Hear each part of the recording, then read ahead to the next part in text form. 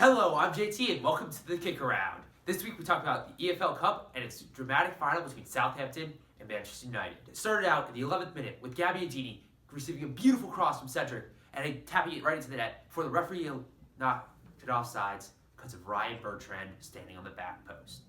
This isn't 1991. That is no longer a rule. It is okay. That goal should have been allowed. But no, pro-Manchester United refs are still here and they're going to stay. So, it moved on, and in the 20 minutes, Zlatan Ibrahimovic, beautiful free kick from right outside the box, curled directly into the corner. Fraser Forster probably should have saved it, but he was helpless against it because, well, Zlatan. A little bit later, in the 38th minute, Jesse Lingard, right across the top of the box, continues his Wembley dominance and scores another goal at Wembley to make it 2-0 and a completely undeserved lead for Southampton. It continued on, and right before halftime, in the 46th minute, Gabbiadini finally gets his goal back that he deserved to get in the 11th minute. It continued right after halftime with him getting another goal in the 48th minute before, in the 86th minute, Zlatan, with Manchester United finally getting into the game around the 80th minute, pokes one home off of a beautiful Ander Herrera chip off his head.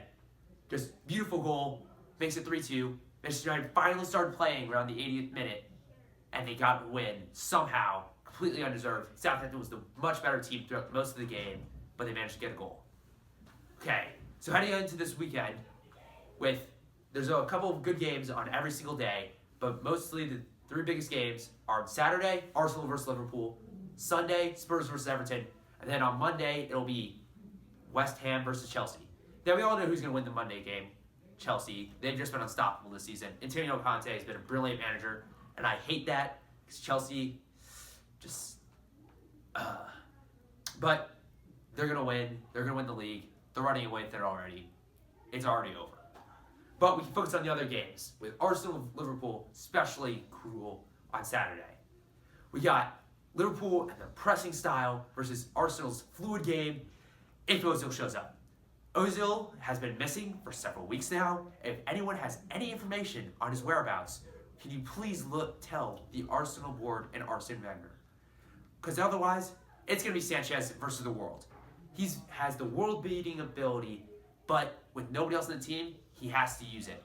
Other than that, we have no chance of scoring, and Arsenal will just go downhill. Liverpool, they have to hope that they can get their mojo from Spurs game and continue that. This is before their Monday night game, so we don't know the result of that. But they've been in fantastic form after the Spurs game, hopefully. But before that, they were terrible. Their New Year's woes have been terrible. Without Mane, they've looked lackluster in attack, and their pressing game just doesn't work without him. If Mane shows up, Liverpool have the upper hand. But if Özil shows up, Arsenal equals it out. It all depends on who shows up and how well they're playing. Now, if we go into Spurs versus Everton, it's the trio of Spurs of Kane, Ali, and Eriksen versus the super striker Lukaku, one of the best 5 strikers in the world. But Kane's coming off a fantastic hat-trick against Stoke City. Those are the 2 big games to look forward to this weekend. And that's the KickAround.